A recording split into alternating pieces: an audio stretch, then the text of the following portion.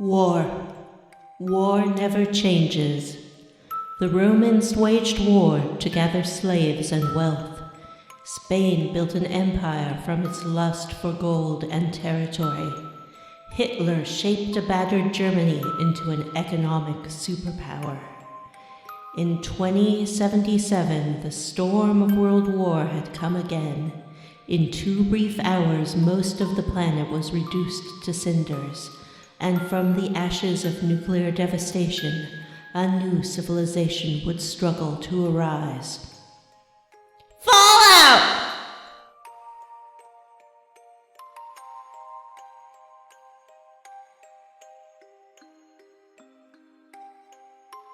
Hey everyone, and welcome to Square Roots, the classic RPG podcast. My name is Jim Banks. I am joined by Matthew Van Zant. Hello, and welcome to the Square Roots podcast. No, I do My that. name I do that. is Matthew Van Zant. I do that. You and might not I remember. am joined by my co-host, You might not remember Jim Banks. because I haven't been here in a while, but that's what I do. I'm Vanessa! John could not be here tonight as he is working, but we're just going to go ahead and do this thing without him and let him know that we miss him. I feel like this is the first episode he's never been on. He's ever not been on. I think you're right. I think it's been close, but I think... John's the rock of this show, and without him, we are nothing. Yeah, but he was kind enough to also do the notes, which is good because none of us would do it. We would just do a show without notes. Also, can I just say that I am joined by my co-host, Vanessa. Hey, she's our co-host. Yeah, you got to share me. Oh, sexy. Wait. Oh, no. Hey, guys, what you been up to? You guys want to talk about how we leveled up? Oh, wait, hold on. Let's also say we're playing Fallout now.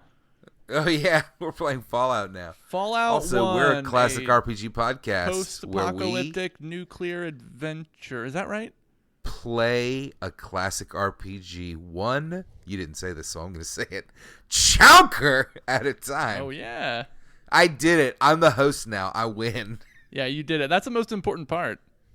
Oh, wait. This game is called Fallout, a post-nuclear role-playing game. Is it really? Yeah, that's the full title, I think. Oh, These wow. early CRPGs, or computer RPGs for those not in the know. Oh.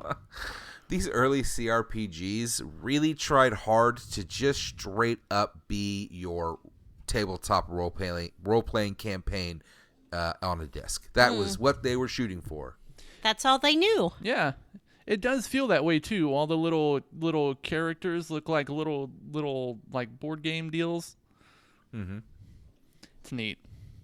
Should we talk before we talk about how we leveled up? Should we talk about whether or not we're all little baby fresh eyes for this season of Square Roots? I've played this game before, but it was a long time ago in my youth. Did you finish it? Probably not. But I remember playing it before. Mm-hmm. I love Fallout 3 and New Vegas. And yes, Fallout 4 very much.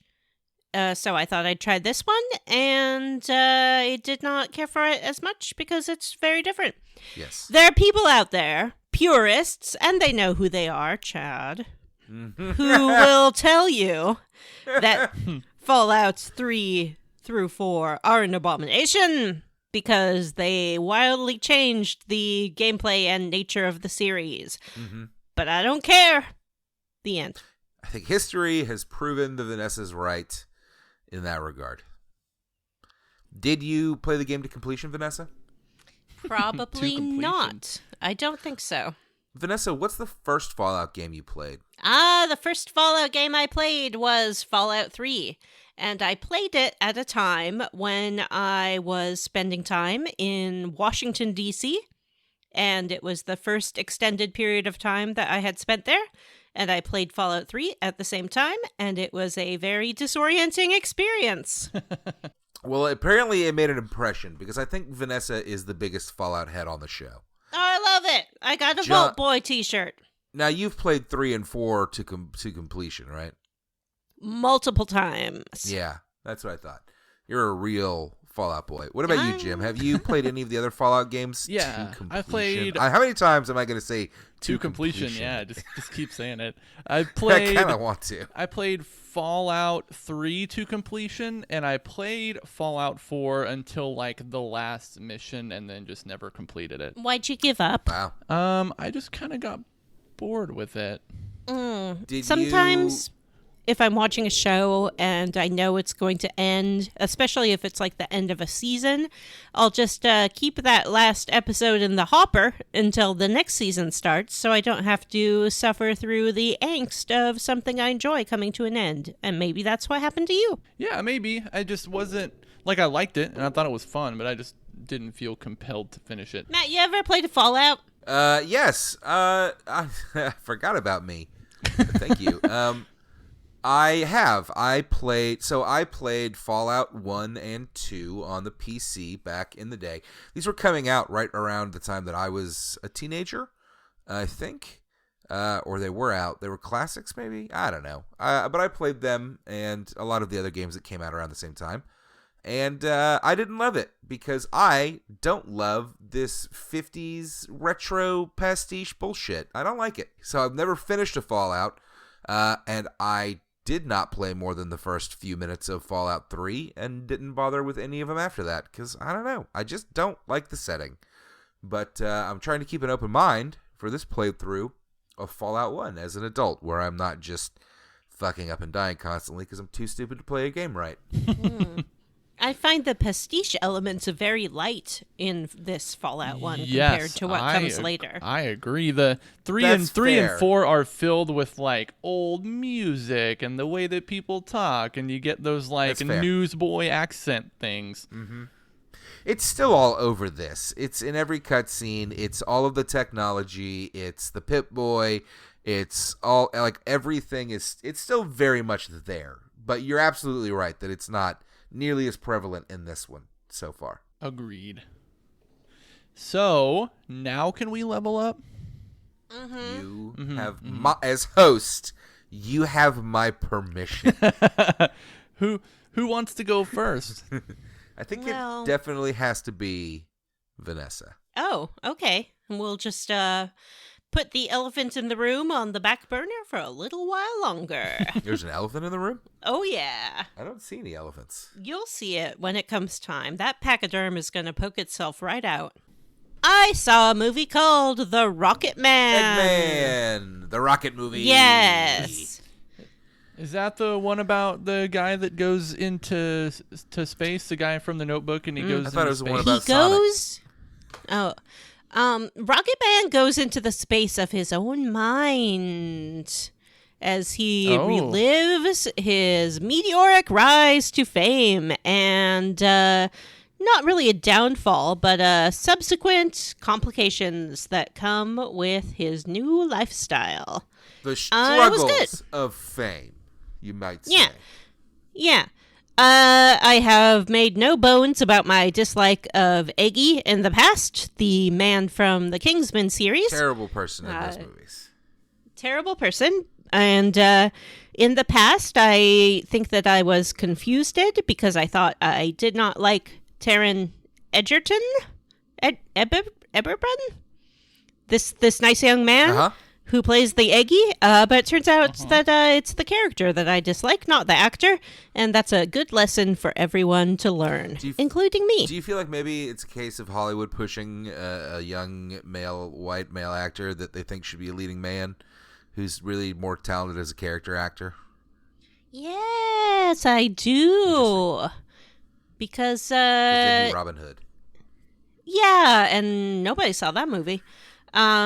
And I always found him very flat in those roles, maybe because he was trying to be attractive, or they're trying to shoot him or direct him in a way where he's attractive. But that was not a concern playing Elton John. Not that Elton John is an ugly man, but it just wasn't about that.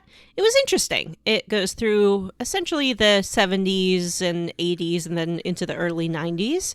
And it's about his dealing with his drug and alcohol addiction, which I really didn't know a lot about. Yeah. I like Elton John music fine, but I'm not like the number one biggest Elton head in the world. Did they delve into but it was good. His struggles with homosexuality and coming out and all of that? Yeah, they don't so much do the coming out story, but they don't shy away from the fact that he was a gay man and his sort of dealing with his parents' attitudes about that and society's attitudes at the time. And then he had this 5-year, essentially abusive relationship with this guy who weaseled his way in to take over as his manager, and was the first relationship really that Elton had. And it was very sad. Oh, wow. Didn't it also kind of detail his relationship with his songwriting? Yes. Toppin? Which is... That's cool because that is a... Yeah, he's huge. Yeah, that's a very interesting relationship, and I read about it, and it was really neat. Yeah, played by little Billy Elliot himself, guy man British kid. He's a good actor as well. I don't remember his name, but he was in Billy Elliot. What's that? The movie. Billy Elliot, the movie, is a movie about a little boy. He dances and dances and dances. Later, they made the movie into a musical, and that Spiderman kid played the role in the stage version, and that's how he learned to dance.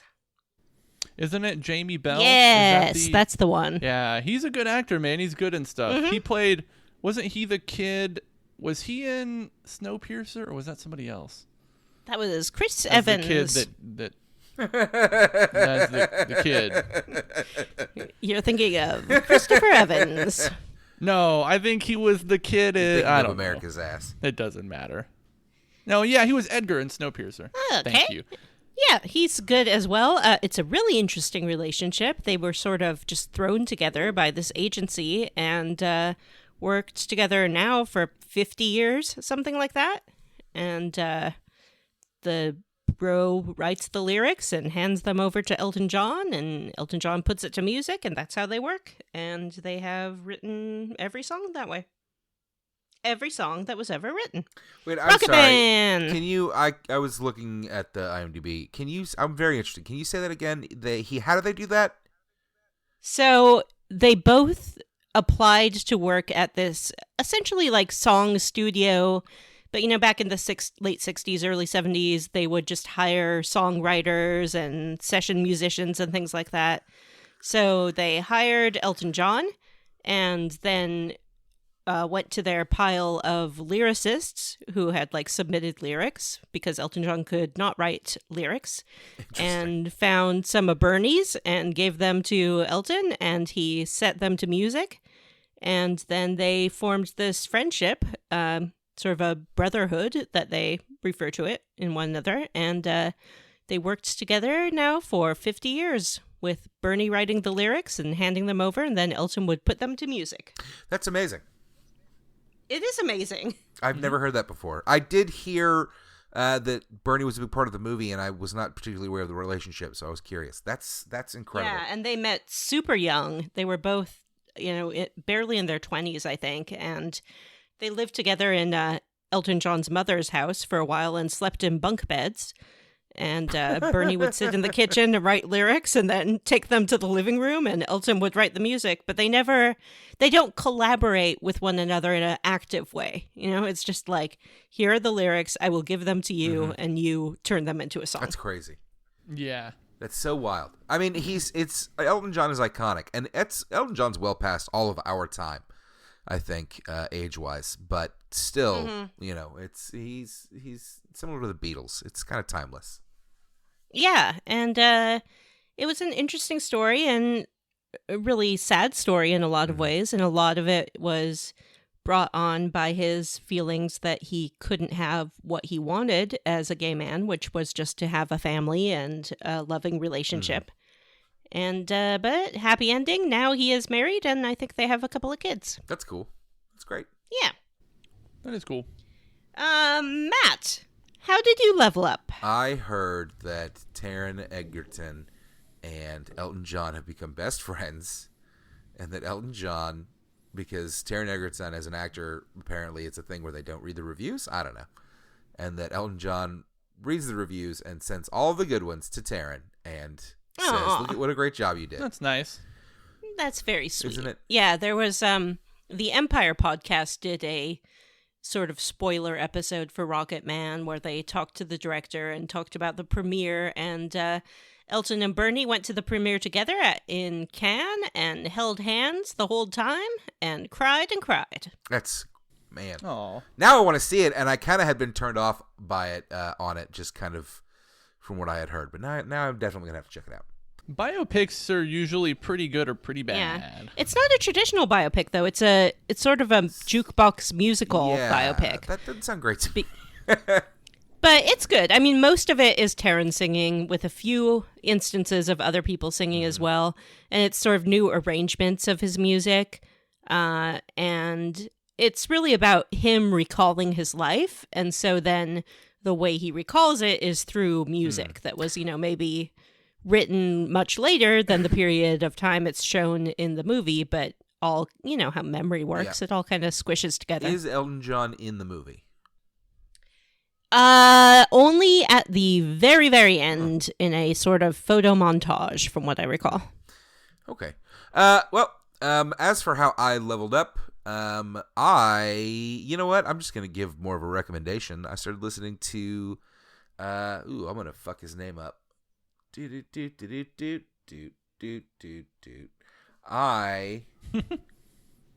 started listening to a bit of Nobuyo Uematsu's Umatsu? Oh, I have some of that on my telephone. Did you know that the original version of the first Square Root theme song, the one that we got from SoundCloud, is a Nobuo Uematsu composition?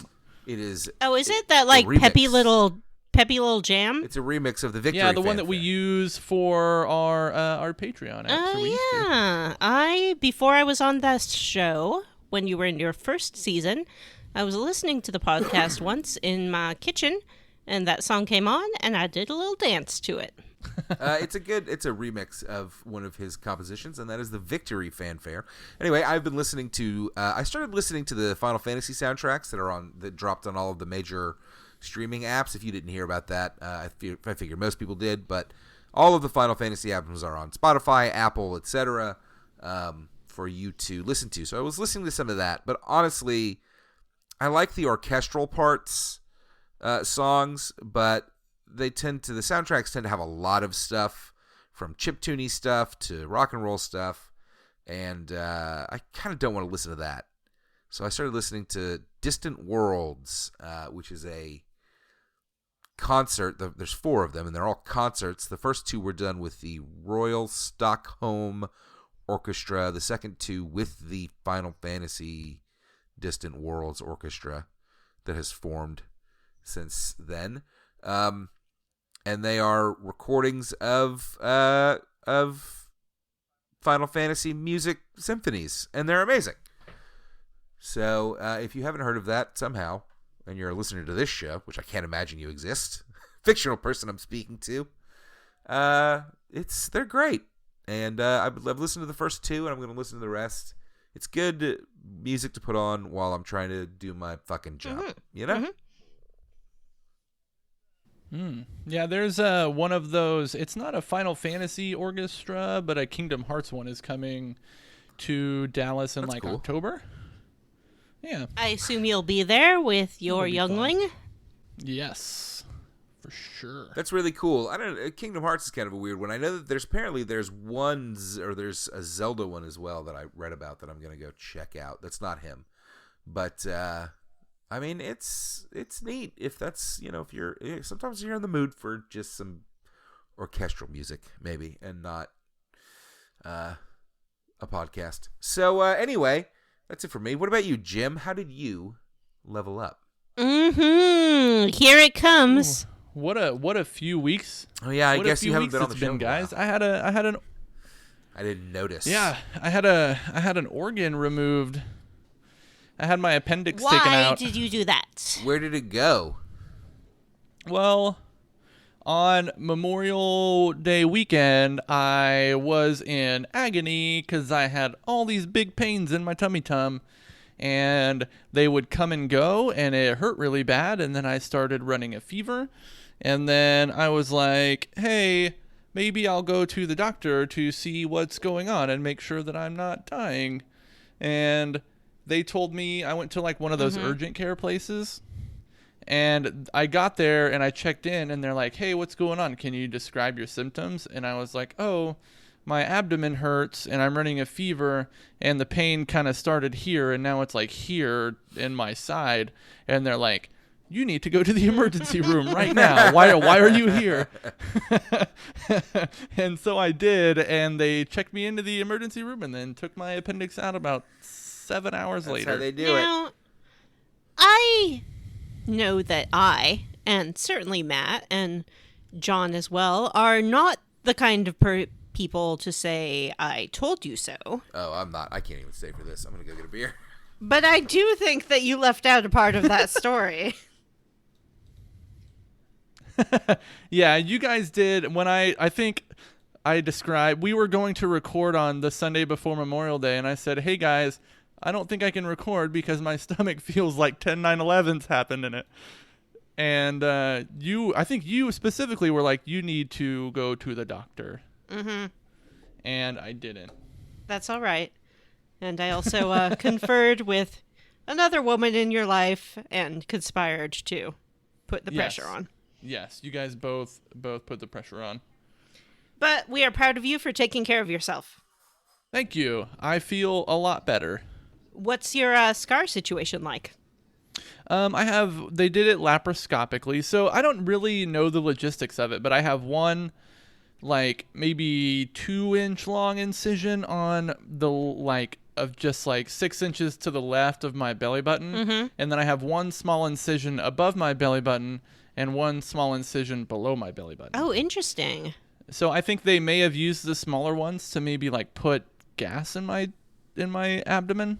Oh, right. They kind of poof it up or something, right? Yeah, they put like air in there so that they can get the stuff around and then put the stuff in. You know what hurt the most was not my incisions, was my throat, because they put a breathing tube in when you're asleep. It made my throat hurt real bad. But you got a good picture of your appendix. Yeah, that was weird. When I was in the post-op area and I was just waking up, they're like, okay, we're going to wheel you to your room now. And they're like, oh, wait, here you go. And one of the nurses just set down a picture of my appendix on top of my hospital bed. Like, what am I supposed? I didn't ask for this. What am I supposed to do with it?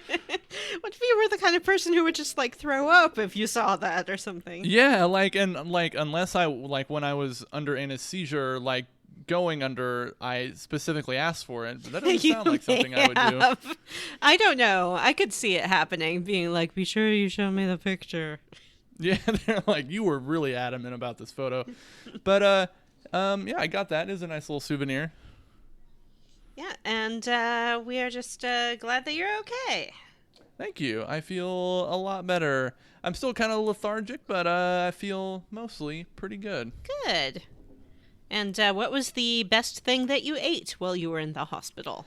I actually was not allowed to eat. Oh, no. Well, they made me eat a sandwich before I left. Uh-huh. But otherwise, they didn't give... The only thing that I was allowed to do that wasn't like drink water was they gave me Italian ice. Oh, interesting. Yeah, which was really good. And how's your car? It's good. Yeah, that's another part to it. So, like, I got released from the hospital, and I was alone. And so I had driven myself to the ER, so I just went out to get in my car. And I got to my car, and it wouldn't start. Apparently, the security system in the car had malfunctioned, and it shut off all electricity to all components of the car. So I had to get a ride home and then go back the next day and have my car towed to a dealership to have them reset it and then drive back home. This whole thing sounds pretty miserable when you look at it all together. I look back on it. We're reminiscing now, but in the moment, I was telling people it was the worst week of my life. I mean, that's fair, though, I think. Yeah, but no, I'm glad I can laugh about it now. Yes. It's only been like a week. Yeah. Yeah. The rest of us laughed at it while it was happening, but That's not true. Jim, I had nothing but sympathy for you. Oh, thanks. you never. You know what? I won't even say. Listeners can go back and listen to that episode when we didn't know what What? was going I on. made one joke about him having diarrhea before I knew that he had a fucking life-threatening illness. Excuse me. Shit happens. Well, that's it then, unless you have anything else, Jim, for our level Nope, up. that's it. Except for, of course, you've been waiting for it, and here it comes. The Square Roots E3 Comprehensive Breakdown. Oh, What? shit. Wah, wah, wah. I of course have missed the past 2 episodes because I've been on the floor at E3 getting all of the latest and breakiest news to bring back to you on the podcast, all my exclusives. So here we go. Let's get into it. From Bethesda, there's a new game called Ghost Wire or something like that. It looks pretty good. It's about sending ghosts money. It's about people who are raptured, and it's from the makers of Dishonored, which is a good game. Oh. No, it's not. I'm sorry. It's from someone else. But then there's also a different, more other game, which is a man and a lady in a time loop. And they try to kill each other, and that's from the makers of Dishonored. So that's 2. That sounds neat. What's that game called? It's called Not Dishonored 3, so Matthew doesn't give a shit. It's called... they haven't released the title of that one yet. So it's a surprise. What else we got? We got your... Time loop, death loop, something yeah, like it's called Oh, it is Deathloop. Deathloop. that. Called Deathloop. I just made that off the top of my head because it was a terrible title, so great job! Yay. Makers of Dishonored, I shouldn't be surprised. You got your Watch Dogs 3. Play as that looks Helen. pretty fucking rad. Yeah, we're all excited to play as Helen the grandma. That was probably the highlight of E3. And that was from a company called Ubisoft. And also from Ubisoft, we got a TV show about that Always Sunny in Philadelphia guy. And Rob McElhenney. yeah, and Charlie Day is also involved. coming to the Switch is a dance show. Be excited about that. But the real big news was from Nintendo, who announced what it was like. It's a sequel, and it's on the tip of my tongue. It's kind of escaping me. It's Link to the Past, right? Yeah, they are re-releasing Link to the Past. Yeah. No, it's Breath of the Wild too. Matt is super excited about that. I'm Yeah. dying inside, trying not to Congratulations, scream into Matt. the microphone. Thank you. And I appreciate our diligent Facebook friends in the Square Roots Facebook group for smart, cool, and very attractive people. We're very excited for Advent Children, the 8. What's it? Final Fantasy 8 remastered. It's finally happening. We said that we would play it when it happened, and they stealth dropped it on us in the middle of the year of no Yeah. sequels, like a bunch of assholes, right before the Final Fantasy VII Remake comes out, which we said we were going to play Final Fantasy VII when the Final Fantasy VII Remake comes out. Yeah, They're really fucking us they're here. just laying the Final Fantasy Yeah. on real thick, and that's all the news from E3. So Yeah. Mm-hmm. Wait, pretty what much about it. that Final Fantasy Oh, VII sure. Remake, Vanessa? Hey, How was your that's- time with that? yeah, I Did you went get to to the play it booth. hands-on? Did you get hands-on with Tifa? Jim has some Oh, lots opinions of about people Tifa. have opinions about Tifa. I heard about this. You know, yeah, lots of people were really upset that her boobs were not still comically large. They are still comically large. And They're still that's comically absurd. large, but not like as comically large. They're realistically comically large. Sometimes Yeah, I yeah. think that Uh, people who play games or watch anime don't know that you can just Google things these days. Like, you don't have to have a game where you can just, like, pause screen and jerk it all day long. You can just Google. But the game is where they fall in love with the person. Google is where they fall in love with their body? I don't know how any of this works. That sounds like an interesting title for like a like a academic paper. I legit saw somebody call Tiff's boob size censorship of the original Japanese creator, and I could see almost that. died. Can you imagine feeling that way about changes to a character's body? The important messaging of the original artist is lost in the translation. Is the craziest thing I've ever heard. Oh, gamers. A lot of the big reveals from E3 got leaked ahead of time. Yeah, there was one developer, Bandai Namco, had like everything leak.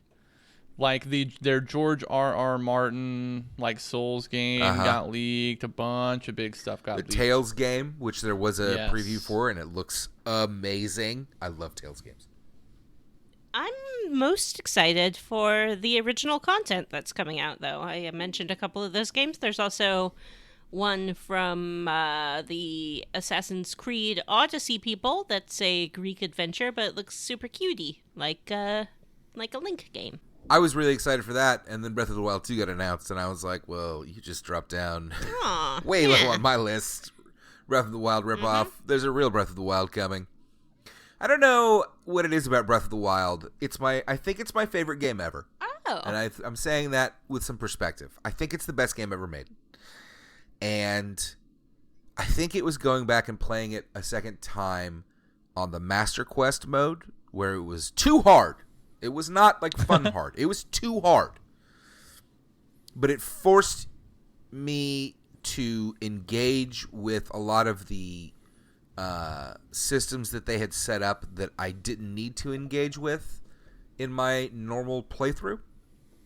Like the cooking and the potions and the collecting of, needing additional stuff.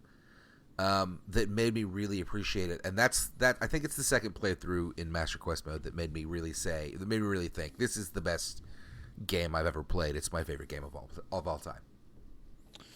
That's pretty sweet, right? Anyway, Jim, what about your E3 takes? You're the only one that hasn't really offered up some hot takes. I was pretty excited by the Elden Ring, the George R.R. Martin Miyazaki game. Or not? No, that's weird, right? What's the name of that developer? Elden Ring. You got it. It's From Software. It's From Software. It's a From game, and it looked really cool. I thought the trailer looked neat. I'm a big fan of those games, even though they're the only game that I rage quit, but I still love them. It's a very love-hate relationship with them. I mean, that's I feel like the kind of the way people feel about them. Yeah, and I was like, when I had heard that they were going to have a playable version of the Final Fantasy VII remake, I was optimistic because it looked like such a departure from the original. I had taken it a given they were going to fuck it up, and that people wouldn't. It's a crazy departure. Yeah, and I was just convinced that they had changed so much there was no way that they weren't just gonna make it fucking terrible, and there's no way they were gonna let anybody play it until it got released. But they let people play it, and people seem to really like it. And the videos of it, when you switch between characters in tactical mode and the camera pans around, it's going to be released episodically. It is. How do we feel about that? Do we have a Square Roots take? So apparently this first game is a full-length sized game. They compared it to a Final Fantasy. So in my mind, that's about 40 hours. With a lot of additional bullshit content. And it is all set during the period in Final Fantasy VII where you are in Midgar. So it is all taking place within the first 10% of Final Fantasy VII. And this is just episode 1, and it's a full fucking game. How do we feel about that? I don't mind it. I think as long as the game itself, you can't like judge a game based on what you feel like you were entitled to but didn't get. Like that's an unfair standard to hold a game to. You got to kind of judge it by like what the actual like what you're presented with and what the game is. So as long as that's good, I'm not going to feel like robbed of anything because I still got a good game, even though it might not be like the entire Final Fantasy VII story. If it's a good game and it's, got a good character arcs and all that stuff, like, I don't mind it being episodic. I agree with you, Jim. I think as long as it is a good and fun and satisfying game, I don't care if it is the complete story of Final Fantasy VII. And people seem very upset about the idea that you might not get the, quote, full Final Fantasy VII story for years and years. I don't care. That doesn't matter to me. All that matters to me is that it is a fun and satisfying game on its own. I expect it to kind of end with the destruction of Midgar, right? Or that's what happens in 7, right? No, they just leave. They invade the Shinra headquarters and find out Sephiroth is still alive, and then they leave Midgar. So I expect it to end with them leaving. And, I mean, that's a good end point for a story, honestly. I mean, these Final Fantasy games, let's be honest, these stories are fairly poorly told. So I don't mind somebody taking another stab at it, and if it takes 20 years or if it never gets finished, so be it. As long as I get good, fun, satisfying games out of it in the meantime, I'm good. It just means that our listeners will have more to look forward to as we receive the game one chonker at a time. So let's fire up the old Pip-Boy, shall we? So let's get into the Pip-Boy. Vanessa, great choice for the name of the log this time. Thank you. Should we talk about the characters that we made? Oh yes, please. Let me go first. I'm cheating. War never changes. I accidentally picked one of the pre-made characters. I picked the Albert Cole guy, who in his description is the leader of like some splinter faction of the Vault. Interesting. Yeah, but I'm using a character editor, and I just beefed up all of his stats to max and gave him every skill and gave him 100% resistance to everything, even just regular damage, so he can't. You are a cheater. But the game is so much fun. The power of Andraste will guide you to the end of this game. Yes. It is fun. What about you, Vanessa? What's your character like? I made a character named Vanessa Eym, E-Y-M. If you're clever, you can figure out the origin of that name. My character has 9 everything and lots of good resistances and critical chances because I am also using the character editor. Y'all are a couple of cheating cheaters. Jim and I are very busy at our respective tasks, and sometimes a character editor. That I am not also very busy. Sometimes a character editor allows you to enjoy the story and some gameplay elements of a nice RPG without having to put in the hours to grind or retry things until you get it right. Well, I am a good boy who would never do something like that. I think cheating in games is wrong. I think it's morally corrupt, ethically unsound, and I would never do anything like that. So I created a character named Lil Jam, and he is a small boy who is slight of frame and is a small boy. Is a tiny version, in my mind, he's a tiny version of Jim Banks. Trying to survive this apocalypse. Now, unfortunately, this game is some pretty bare bones dialogue selection style stuff, so I don't really get to role play so much as just kind of ask people whatever springs to mind. But I am playing a little Jim Banks, so I'm playing a good boy who will not hurt somebody inappropriately and who loves to help people and to solve problems. Yeah, the dialogue options seem pretty split between... And I'm not cheating. I don't know if I made that clear, but I want to make it clear. Yeah. I am not cheating in this game. Not yet. Wait till you get frustrated and see if you'll fire up that character editor. That's a good point, Jim. That's an excellent point. We'll see. I don't know. I don't usually get frustrated, but You don't usually get frustrated. that's, you know what? I'm a liar. Matthew Van I always Zandt. get so frustrated. You're the most easily frustrated person I've ever met. That's a very good point. I'm a pricky little hedgehog, and I apologize. But Matt, for you made a getting good point impression that the of us. dialogue options in this game tend to be, I'd be happy to help you, I'll do it for some money, or go fuck yourself. Yeah.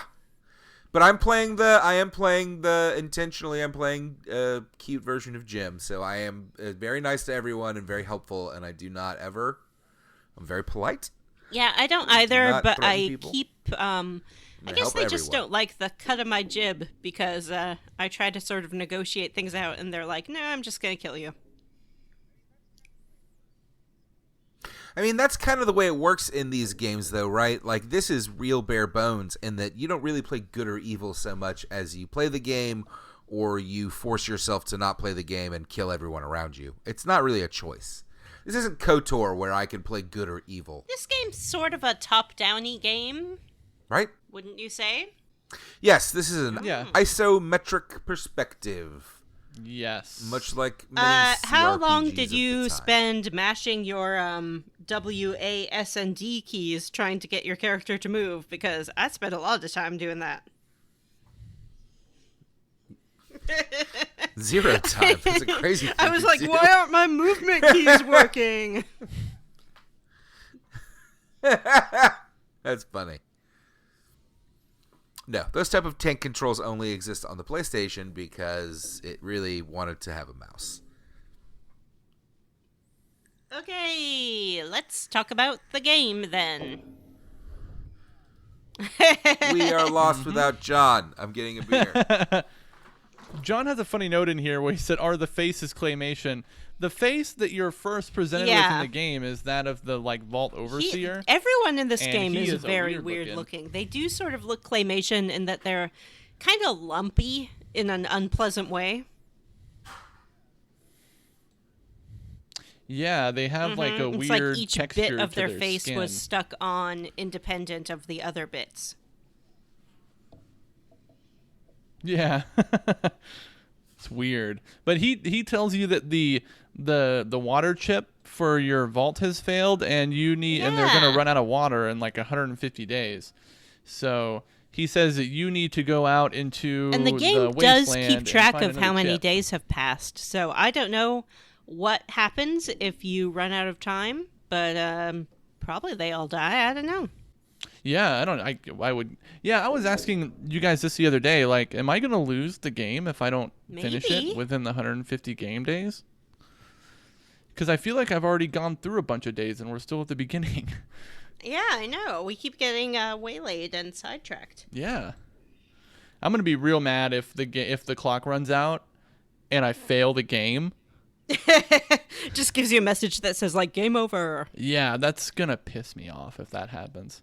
I recommend making multiple saves. I've been doing that. That's not something I usually do with these games, but I have been doing that. That's good. Yeah. So you build your character, you talk to the overseer, and then you're sent like out of the vault and into a cave that's filled with these little rats. So many. There's a ton of rats. You can also And, go back into the vault. Oh, can you? Yeah, and you can talk. There's like a locker you can get into that's got some ammo in it, I think. Oh, And maybe I like should some have stim done that. packs. Yeah, because I ran out of ammo pretty quickly trying to shoot all of these little rats. Yeah, was able to avoid some of them, but yeah, it's pretty annoying. But I also had a knife, and so I knifed them. Yes, I think maybe the first thing you find is a knife, or he gives you a gun and you find a knife, I think. Yeah, there's like a corpse of some other vault dweller right there. Yeah. And you just loot that body right away. Yeah, you can loot it, and then it took me a while to figure out like the inventory system here. Mm-hmm. Like I you have to. still haven't figured it out. I don't understand what item 1 and item 2 is about. I don't either. And it took me like a half hour to figure out how to reload my gun. Yeah, and then like if you have your gun in the item 1 spot and you go to a town, people are like, "Put that gun away." Like, Yeah, they make you holster your weapon, which it just means taking it out of the inventory, I guess. You can click on it, and it does I don't know what it does. Like, you can click on your gun when you're not in a combat mode. Mm-hmm. This is a game that I'm sure came with a manual originally, and probably we would have read it before we started playing. But we're spoiled these days with all our in-game tutorials. I expect a game to tell me how to play it as I'm playing it. Yeah, me too. Like tell me in the first combat scenario what to do. Right. Because it's pretty esoteric. Like, you don't know where to put things or what to do with the ammo or where to put the item 1, item 2 thing. None of it makes any sense. They don't explain the action point system at all. Mm-hmm. And unlike in Fallout 3's New Vegas's and 4's, I need to think of a better shorthand for that. Fallout Bethesda's, although I don't think Bethesda was involved in New Vegas, or they were, no, they but weren't. not I in think the it was same a different way. developer. Well, regardless, contemporary Fallouts, let's say.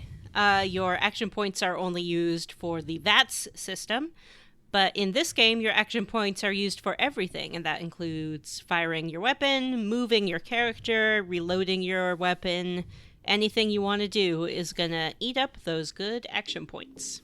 Yes. And once you've done all your action points been used, it's time to hit the spacebar, and then the enemies move. Yeah. So, yeah, and it's, like Matthew said, it's very kind of board gamey. Swing Like, your arms from side to side. That's right. You just learned how to do the Mario. Did I tell you guys that my kids discovered... Hi. Did I tell you guys that my kids discovered the Super Mario Brothers Super Show on Netflix and watched it incessantly for like a week over and over again? To the point that where show it sucks. Yeah, it's terrible. It's burned into my brain. All right, now here's the funny thing. It's on Netflix. Excuse me. It's on Netflix. The Zelda portion of the show, which, if you recall, only aired on Fridays, the Zelda portion of the show is not there, but the episodes have built into them. Every episode has a preview for that week's Zelda episode that was going to air on Friday. And it says on Friday on the screen. And I was talking to the kids, trying to talk to them about oh, this was on when I was a kid, and you would have to wait until Friday to see it. And I would never ever see Zelda. And my son looked at me and he was like, "What are you talking about? It says right there, Dad, don't worry, it'll be on Friday." And I was like, "I'm so sorry, son. That's not how this works." No. Was that the one that was all animated? Yes. No. They had live Zelda action was all animated. bookends. The Mario show had live action. It had. Yeah. It had. Captain Lou Albano. Yes. I have the strongest memory of seeing a little bit of the Zelda cartoon, and Zelda and Link were sitting in a cart, like a horse-drawn cart of some kind, and Zelda had a mirror and she was changing her hairstyle with magic, and she said something like, "Almost everyone in Hyrule knows a little magic, and that's why Ganon wants to take it over so badly." And I was like, "What? What? That's amazing. That's not anything related to Zelda at all, as far as I know." But I would catch that show, and I really would. I would never catch the Zelda episodes. I think I saw it one time. I've never watched it. But that is where the "excuse me, princess" thing comes from that we did 100 times. right, that phrase that you were harassing me with until I stopped being on the podcast altogether. Oh, no, don't say that. That's terrible. Anyway, I assume you guys were talking about this show. I don't know. Yeah, we were talking about shooting rats. We I wouldn't actually refresh already my covered makeup. all of Fallout, and we thank were God. just getting to Captain Lou Albano. So Yes. There is a, that show's terrible, and they do a lot of rap, 80s rap. yeah, there's And a one lot of the gimmicks weird is that dances. there's a dance, and it's the Mario, and all you do is wave your arms from side to side, hanging over, leaning over. Oh, The kids did as the Mario dance for me. does. But he has a whole Did thing, they? and it goes to the Mario song. So it goes do do do do do do do, but it's swing your arms from side to side. That's all I can Let's do the remember. Mario all It's been together. stuck in my head for 2 days. I want to die. Take one step. Speaking of dying, we'll die if we don't get that good water chip from Vault 15. Yeah, Vault 15. Get that water chip. Kill those rats. How do we feel about the combat, friends? It's just okay. I'm getting used to it. And now that I'm used to it, it's a lot more fun than it was in the beginning. I was getting really frustrated a lot because I was like, why can't I stab them? Or why is my because like you have to watch what's going on the screen and also watch what's going on the little window to find out exactly what happened, because I felt like I was poking people with my knife but it wasn't doing anything. And so it's like, oh, you missed. And it gives you a boy, little do I text miss all the message. time until I change my accuracy to 100%. Yeah, and sometimes it will tell you like little things about the person or animal that you're stabbing. Like, oh, they're near death, or they didn't like that. I You got stabbed real them. lost in an upcoming part, and I will tell you all about it. How I read Every Peasant. So we leave these rat caves. We're on our way to Vault 15, and what happened to me is I ran into a merchant. What? Is this what happened to you guys as well? What? Oh, I was marching my way straight to that Vault 15, and I ran into these dudes in the middle of the desert, and they were like, what's up? We're going to Shady Sands. You want to go to Shady Sands with us? And I was like, okay. So I Okay. did. No, that didn't happen to me at all. I went to Vault 15 and poked around, and it was like, the elevator shaft is broken. You probably want to get yourself a rope. And I was like, all right. And then I went to Shady Sands. That's crazy. How did you know where Shady Sands was? Well, it appeared on the map when I traveled past it, basically. Oh, I see. This thing Yeah. has kind of an overworld map, which I didn't remember. It's not all one big open world. It's connected levels. And there's like an overworld map that you travel across, and you can get interrupted. I got interrupted and stopped, but it was just an empty field, and I just walked through it, and I was like, cool. Well, that was worth my time. Interesting. Yeah, I have been interrupted twice. The first was by the merchant. The second I will tell you about at the end of the episode. Stay tuned foreshadowing. and don't let me forget. All right. Don't let me forget to let you forget, because I'll forget. I also Jim, saw it's on you. there's a point you can go to in the map, like an empty desert area of the map, and it will go from the world map to showing your character, and he runs into a TARDIS. Jim, that's exactly what I was going to tell happened to me. Oh shit! Edit it out. I'm going to edit it out. Did that happen to you as well? Nope. Did not happen to me. I Have saw it not happen seen to the a TARDIS. random person when I was looking on YouTube over because I wanted to see what the combat was like, and I just clicked into the video and saw it. So I'm sorry. It's all right. I posted a picture of it on our Facebook. Somebody mentioned Bill and Ted in that. Did they think it was Stan? Did he think it was the Bill and Ted phone booth? Yes, but I didn't have the heart to correct him. I didn't either. We're monsters. Mm-hmm. All right, so Vanessa, so- take us to Shady Sands. Shady Sands. It's a little town. They introduce themselves as private people. They're like, you can come in, but you have to put your gun away, and we're kind of private people.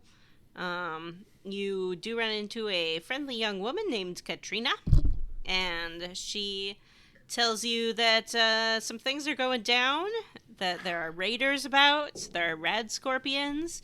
If you want to trade, you can do that. You How can either rad? trade goods. Rad. Oh, super rad. How rad are those scorpions? Am I the only one that reads it like that? Rad scorpions! They're approximately as rad as a Ninja Turtle. No, that's too rad. They're not nearly as rad as a Ninja Turtle. You're right. They're maybe as rad as like a lesser Ninja Turtle side character. They like aren't those rad at all. aliens that were in the Corvette. Ooh, what about the Manta Ray guy? Everybody loved the Manta Ray guy. Sure, they're as rad as the Manta Ray guy. Bartering in this world, you can trade items or you can use their currency, which is, of course, bottle caps. Why bottle caps? Well, in a nuclear apocalypse, coin metal melts away. but bottle caps are here to stay. Why though? Really? No. I don't know why bottle caps. All right. You got me, Vanessa. Maybe they were all using like debit cards and things and didn't have physical currency at the time of the apocalypse. So then they had to find something that was coin adjacent, and bottle caps is what they found. But bottle caps is a terrible currency because you can just fucking find it. Well, yeah, it's called scavenging. I guess you can just find, like, gold. I guess that makes sense. Mm-hmm. That's how the first money was created. People just found it. Yeah. Weird. We just got into some deep thoughts with Matt and Vanessa. So, when did they switch from gold to paper, Vanessa? Can you teach me a history lesson? I don't know. Damn, Wow, for a minute there, I was like, hashtag yes! deep thoughts. Well, that's about as deep as my thoughts go as well. I mean, So are the faces were in claymation? use. Oh, no. Okay, so there's a dude named Seth. Seth is like, "What's up? I want to take you to the Rad Scorpion Cave. It's pretty great." That's not what happened with me. They told me to go find Arameth, I think was his name. Abermeth, something. And then I walked around the place for 100 years because he was a tiny pixelated mess in the corner of a tiny pixelated mess of a house. I did not see him. Aradesh, he's the mayor. He's the mayor, and he's wearing an Obi-Wan Kenobi robe of brown next to a brown wall, standing on a brown floor in a brown surrounding. This game is very much brown and very much gray. Yeah. There's also a dude who will become your companion if you talk to him. I found him in a house, and he was like, "I got hurt."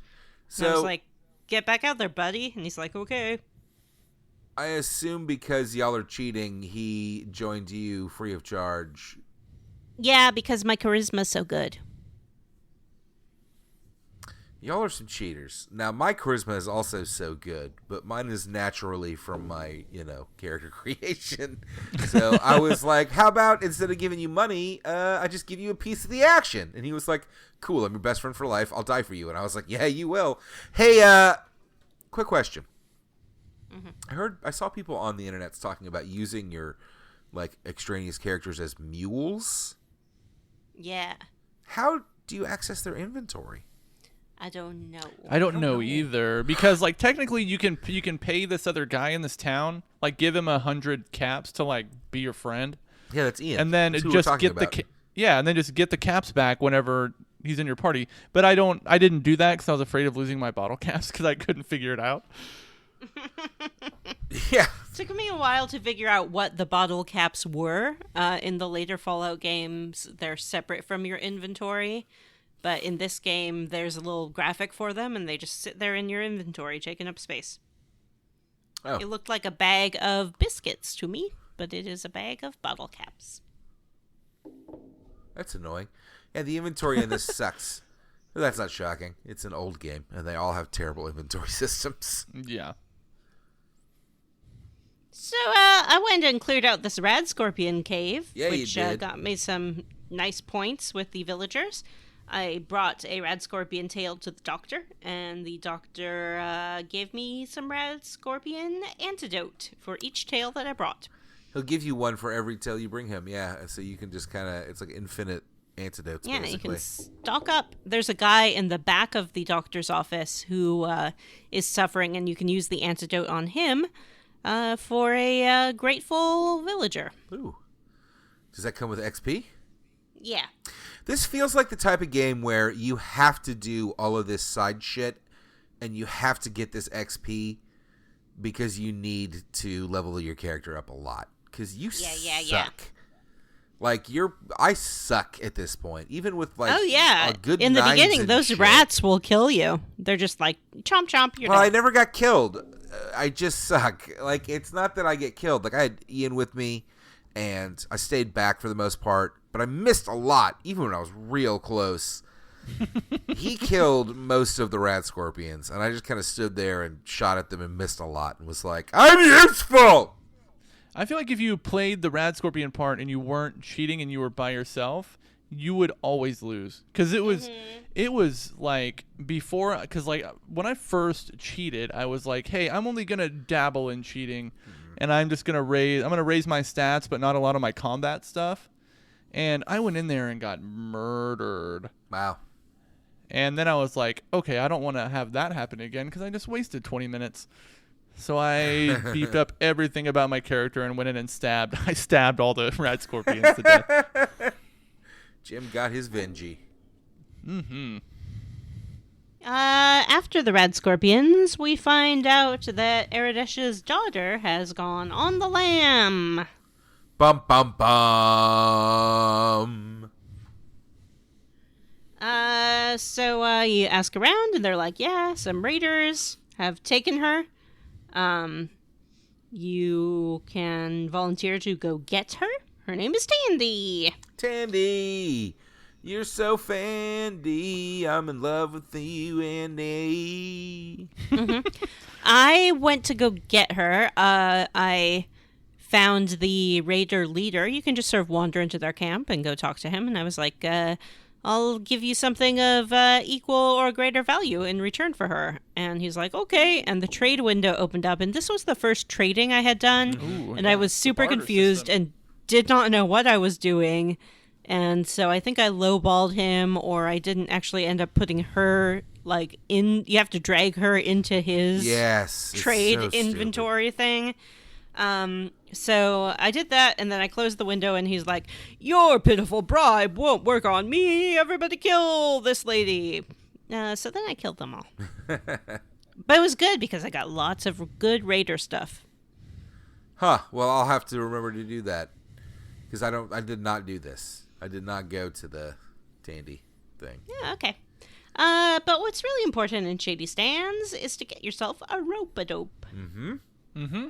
You can barter one off of the gate guard, I think, or you can just find one on a shelf by the farm. Yes, it's a brown thing sitting on the brown floor of some brown house. Oh, and you can run into this farmer, and he's like, oh, my crops, they don't grow so good. And you can be like, hey, you ever hear about crop rotation? And he's like, no, I'm dumb. So if you have a high science, you can tell him about crop rotation, and I did. Well, look at you gathering all this XP that you don't need. So after that, we head off to Vault 15. That's right. What do we do there? Well, vaults, as we know from playing the later games, are very interesting places, full of usually remnants of sinister experiments. I was excited to see what was going on in this vault. Turns out it was some rats. Yep, there's not a lot happening in Vault 15. Just a lot of rats. Not at all. Some mole rats. And some, what's the other one called? Like daddy rat or something like that. It's very big. It's a big boy. Pig rat.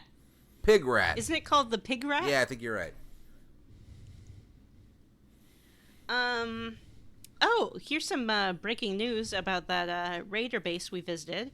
Boop, boop, boop, boop, boop, boop, boop, boop, boop. John Brandon, who is not here today, went in and bragged about his warrior skills. And he did a one-on-one fight with the leader. And he says you can also sneak in and break Tandy out if you want to. Ooh. Mm-hmm. So that's fun. Lots of different ways to solve the scenario. So in this vault, there's just the rats. You can wander around looking for the water chip. And I was not paying good attention to the text at the bottom of the screen. So I missed the part where you walk into a room and this little text thing just shows up in your, like, log box. And it's like, oh, looks like everyone's dead. No water chip here. So I kept wandering around looking for the water chip, but it's not there. What was your experience, Jim? I just found this, like, mostly... Like, I expected there to be more to this. But it took me like an hour to figure out how to get the rope, though. Like, but I don't know. Like, there was some loot here. The machine gun is really cool in the vault. Mm-hmm. But other than that, Bap. yeah, there's just not a lot to it. I was, to be honest, like this chunker of the game, I expected it to take much longer than it did. And I know that I'm cheating, and the combat like doesn't take maybe as long as it should if I wasn't, but it still feels like you're moving through stuff pretty quickly. Do you one-shot stuff when you fight? Mm-hmm. Most of the time, yes. So it does take you a lot less time. Yeah. But you're right. I mean, admittedly, I did not do the one side quest, but Vault 15 is, I mean, you go room through room. I poked around and didn't find anything and was like, cool. We did it. Mm-hmm. Yeah. Then, as you're leaving, I had heard about a town called Junktown from Shady Sands. So I was like, well, that's the only other place on my map. I guess I'll go check that out. Yeah. On my way to Junktown, something happened. Something that none of you have ever heard about before. So get ready. Tell us, I Vanessa. I had a random encounter where I was taken out of the Greater World map and put into a screen with a bright blue police box just sitting there in the middle of the desert. And I was like, oh, well, I guess I'll go make a phone call. And so I started to approach this police box, and it went... and it faded away. Leaving behind only a motion sensor. That means Bill and Ted was there. Yeah, so I guess I had an encounter with the doctor. Don't know which iteration of the doctor I saw. I like to think it's Tennant, but who knows. Then again, he did leave me alone in the desert, which is not a very doctorly thing to do. I wasn't alone. I had Ian with me. I guess we might have looked like a couple, so then he's like, oh, well, not going to dabble in another man's tea box. Yeah, T-Box. So, that's what I saw in the desert. So, Vanessa had a hallucination, and I think that's it for this week. Guys, where are we playing to next week? I don't know. I don't either. I don't. John even was nice enough to lay out the whole cadence of the rest of the series, and we all just let it pass through our bodies like so much stool. Next week we're playing to somewhere. We'll find out. Don't worry about it. We'll throw that up in the show notes. All right, everybody. So there's no bullshit minigame corner, which is good for two reasons. One, because John isn't here. And two, because John's not here. I don't know why I said two reasons. John's not here, so I'm glad there's not one. Yeah. And there weren't really any mini games, unless you consider creating a character mini game. Nah. No. Oh, speaking of mini games, boop boop boop boop. Breaking news from E3: Avengers the game is coming. Ooh, that looks pretty bad. The fuck does that have to do with anything? A. Yeah. B. How is that a mini game? How does it look bad? It looks like an early build of a fucking action game. It just looks like a game. Captain America looks like a gym coach. Yeah. Middle school gym coach. I don't He understand. looks like a gym coach wearing like police raid armor. I don't Yeah, understand. Like, he Iron has Man the looks like a guy that bulkiest would buy armor. you cigarettes in front of a gas station. I don't understand why we were all perfectly willing to accept a weird-looking Peter Parker from Sony, but Ubisoft or who the fuck ever else is making this game is like, oh, hey, we're also going to make our own characters, and everybody's like, they look like your dad on meth. Well, because they look like your dad on meth. Mm-hmm. So did Spider-Man. No, he looked like a nice, normal young man. No, he looked like your dad on meth. Oh, okay. All right, well, we don't have mini games. Hey, I'm not done talking about Vengeance. I apologize. Please. I'll tell you regale what us it with has more. to do with mini games. I went to E3 for one reason, and one reason only, and that was to convey my desire for a particular type of Avengers game to the game creators. All I want in an Avengers game, Avengers don't care, what kind of combat they put in. Don't care about the plot. Don't care when they set it. Don't care which characters they include and which they don't. As long as some of them are in there. What I wanted was to make my own OC Avenger and date them Vengees. In like a BioWare style romance minigame. But what do I get? They're like, you can play as Tony Stark. I'm like, I don't want to be Tony Stark. I want Tony Stark to take me somewhere nice for dinner. It's bullshit. You want to smooch Tony Stark. Of course. I want to smooch all the Vengees, as we all do, out of gratitude for saving the world so many times. I agree. Oh, hey, also, no Hawkeye in that Avengers game? How fucking hilarious was that? Fuck that. I don't want to play as Hawkeye. Fuck Hawkeye. Why waste his time? If Nobody does. am I don't not... really want to play as fucking Black Widow either. It's just going to shoot shit. I don't care. I want to hit things she with will lightning. probably be stealthy. I I don't want would stealth sections. consent to playing as Hawkeye if, as Hawkeye, I could date the Avengers. I mean, that's an iteration of the game that I would like to see, where you play as Hawkeye as like a new member of the Avengers, and you have to get used to being on the team and also decide which one you're going to date. Yeah, that would be an amazing game. It really would. I That love sounds it. fun as shit. And everyone's like, why is this Arrow guy here? He just, I guess he's in S.H.I.E.L.D., but why is he an Avenger? Is he just, like, supposed to, I don't understand. And then they're like, oh, but he's pretty cute. One of the mini games in the new Avengers game is you have to periodically reject Hawkeye's application to be in the Avengers. I mean, Jimmy, you just described the best game ever made. You know what I would love is You if... just have to sit across from him on a conference table and tell him we're not hiring. Yeah. Yeah. I'd love for Hawkeye not to be in this game, but as you're battling, occasionally one of the enemies just drops dead and there's an arrow in their head.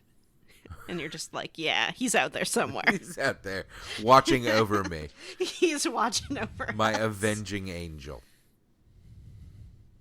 Anyway, so we don't have an email. What do we have? You know what we didn't do? What we have to do? Really against. Thank you, Jim. Yeah. Can I go talk about first? It's the inventory system all the time. Oh. What does it do, and how does it work, and why did it take me half an hour to realize how to reload my gun? It's not that hard. Fuck you. It was hard for me. I'm squarely against the obtuse controls and the lack of an in-game tutorial. Because as I said, I was slamming on that W key trying to move forward. Didn't work. I tried the arrow keys. That didn't work. That's hilarious. Turns out you gotta point and click like your freaking Guybrush Threepwood up in here to move somewhere. Yeah, every step costs you a point. Cool. That's crazy. I mean, at least if you're in town. But even then, like, it won't let me travel as far as I want. I have to do everything, like, halfway bit at a across the time. screen. Yeah, it's obnoxious. Yeah, well, I'm and the transition buttons are hard to find too, and hard to get your character to actually transition to the next screen over. Amazing point, Vanessa. I am squarely against the goddamn buttons in this game. Every button is, you have to click the perfect pixel to make the little animation click in, because it's so important that everything look all kitschy and fucking 50s. All the menus, you have to push the little button. Fuck you, game. That's a bummer, yeah. This is the worst kind of design. The kind of design based entirely around a mouse. And a screen that is like 14 by 14 or something, because monitors weren't 32 inches. And my big-ass monitor on my laptop is like, look at this tiny fucking pixel you gotta find. Yeah, it's funny watching my laptop contort itself to change this resolution to one that this game was designed for. I changed mine. I have mine on the full laptop resolution, and it is much sharper, and everything is much smaller. But But it looks better, so I'm just going to deal with it. Typical man. We don't have an email this week, but we do have a Patreon. Jim, can you please be Mr. Patreon? Sure. This is a part of the episode where we read the names of our patrons. It is but one of the perks of being a patron of the Square Roots podcast. What are the other perks? Tell other me. perks Woo include me, Mr. Advertiser. being able to hear our instant classic podcasts. Versus What else? podcasts. Versus podcasts. I always Our forget the versus other podcasts. random podcasts that we've been doing lately, like Avengers spoilers and Yeah. Whenever we just feel like doing one, we'll just do it. kind of surprised we didn't just do an E3 one. We had enough material. I know. Yeah, so if you go to patreon.com/Square Roots Podcast, you can become a patron and hear about and listen to all the cool stuff that we do. So without further ado, I will kick off reading the names. There's a lot that's assigned to Jim this time. It's my penance for getting my appendix removed. Let's see. Florian Jonas Kramer, Wonder Swan, Vanessa's fourth mom, Ward, King of Vault 13, Nofford, Andrew Granieri, Stu Skeel, Jason, Ross Disney, Vanessa's mom, Label Sack, Ross Hartley, Jared Collins, Hey, listen, it's Ashley T, Julia Zanella, Sean Walsh, PJ Enns, D. Jethro, Zachary Davis, Jameson, Godzilla is a big fan of, Andy Best, Ron, Jonathan Ellsworth, Tom, Tracy Tanoff. We'd also like to thank Race Jenkins, Resty Kamada, Robert M. Pullum, Eric Garby, Kiva Mosser, Miguel Torres, Chris Penyak, Vanessa's mom, T. Bumpkins, Randy Pierce, Brady A. Berman, Michael Crawford, Gregory, Devin Sloan, Justin Ham, Cyril the Wolf, Samu Mitchell, Stephen Kroc. Fine, say everyone's name. At least it annoys Matt. There can be only one! Brian Pitt. Jake Dickerson asks, why did Navi get on Google? To find a link! Oh, Benjamin Abner has slain Boo. the father of Patrick W. Bears. Oh. Megan Sullivan, Metal Max returns is great. Jim's appendix. Nathan Poirot. Jim, how do you feel about that? I like it. What is it you have against Kyle? Worcester sauce. They just wanted me to say Worcester. Worcester. Worcestershire. Worcestershire. Julian Titus, Worcester. Dr. Stephen Stone, Breegerth, Justin Benoit, Brody Toy, Sean Gonzalez, Ba Weep Grana, Weep Needy Bong, a girthy two-handed to completion. Owen Marble, Spore. Spore never changes. Thank you. I was hoping there'd be a Fallout one in there somewhere. Robert T., Aaron Balkman, Mary, Queen of Scoffs, George, Brady, Brian Stone, Galendo, Majora's Mask or We Riot, David Shook, G. Bailey, Gary, Abe, I Samus. think that's just Jerry. Oh, okay. It's just Jerry. Welcome to the Brotherhood of Fields. Huxley Iguana. Hey, listen! Cameron Show. Bobby Midkiff, James Platt, Mishi Draws, James Hostetler, John Kissick, Jonathan Lee. We did it! We did it! Look at all those patrons. I love them all. They're my little patron babies. I'll put them all in a basket. What? I'll What? carry them to... What? Jim, please start going, or she'll keep going forever! Oh. Hey, everyone. That's it for this episode of Square Roots. Please send us an email. Our email address is squareroots@gmail.com. Come see us at our Facebook group, the Square Roots Podcast Group for smart, cool, very attractive people, or tweet at us. We are at Square Roots Pod. Please rate, review, and subscribe on iTunes or wherever you listen to podcasts. All right, everybody, we did it. We did it! Hey! We couldn't find any Fallout 1 covers, but thanks to Lucas King for their music box cover of the Fallout 3 theme. Follow Lucas King on YouTube. Links are in the show notes. And this is John, a ghost from the future. For Square Roots, I'm Jim Banks. I'm Matthew Van Zant. And I'm Vanessa. Bye. Hey guys, can I tell a quick story that you can tack on to the end of the episode? Yeah. When I was rolling. getting prepped for surgery, I never had surgery before, and I expected them to just kind of like wheel me down and like, you know, clean up whatever they needed to clean up, like antiseptic, you know? Mm-hmm.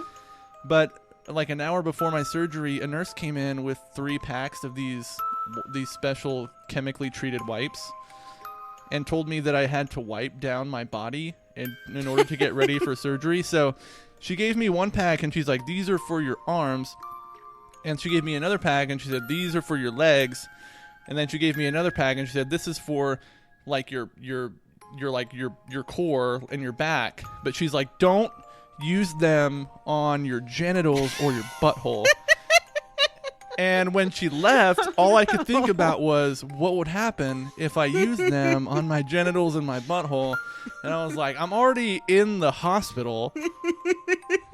And I was like, maybe I should, but I didn't. Yeah, I mean, that's a good point. If you're going to risk it, the hospital is the place to do it. Yeah, every day since I was like, man, I wonder what would happen if I had used those on my orifices.